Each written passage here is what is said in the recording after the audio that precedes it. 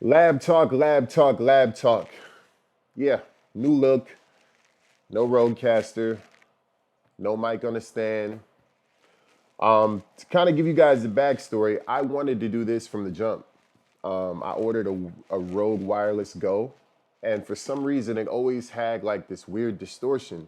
I got lazy and I never sent it to Rode. I just started using the other mics that I had, and I finally got out of my lazy mode, sent it to Rode. They sent me a new one, and it seems like this one works. I did some tests with it earlier. So this is gonna be the new look going forward, and I like it. A lot less clutter. Maybe I can even put some cool shit up here for y'all to see. We'll see how this develops. Anyhow, for this lab talk, I wanted to talk about impeachment number 2. Obviously, we're going through the trial as this is being recorded, and it'll be out before the trial is done. And I'm frustrated, y'all. I ain't gonna front. But I'm not frustrated because it's about Trump. I'm not frustrated because I'm not a supporter. I'm not frustrated because people are out there supporting him. What I am frustrated about is American society and its wrestle with objectivity versus subjectivity. This is a problem for me. I think that when you have a society where everything is subjective, there's no place to find truth. If this cloth being black is a subjective conversation, we have a problem in society. And I think that we've already crossed that point. So I think it's very clear that President Trump incited the riots at the Capitol. He said, go to the Capitol and fight for democracy, fight for this election, and fight for this country. Do we have to really look up the definition of fight to know that that is instructing people to go carry out violent actions? Even before his speech, Rudy Giuliani got on the same podium and spoke about doing things by force. This is exactly what this administration intended to do because they were continuing to follow this false narrative that the election was stolen from them and that it wasn't a legit election, which every single state that was in question took these allegations to the Supreme Court and batted them down. So let's talk about why this is such a big deal, because I think people are really sweeping this shit under the rug. The last time that something like this happened was in the 1800s.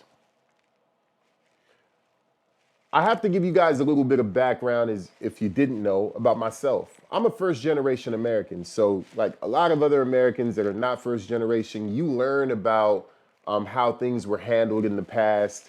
And you learn about things like amicable transfers of power. But that wasn't my experience. My family's from Guatemala and Honduras, which have had uprisings, have had violent transfers of powers.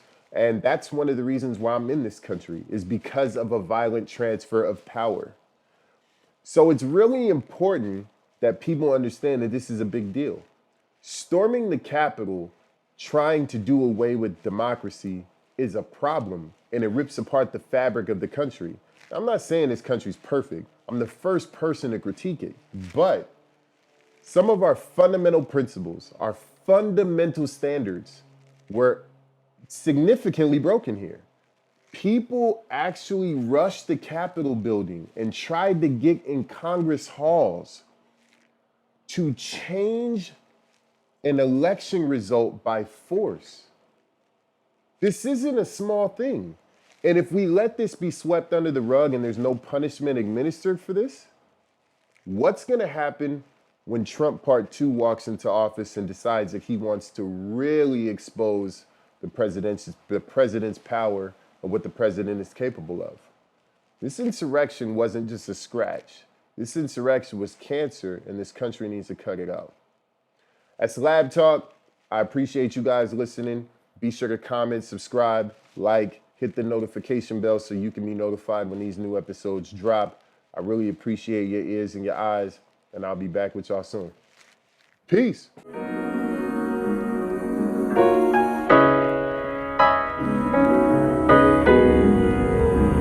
Got a clique full of shooters.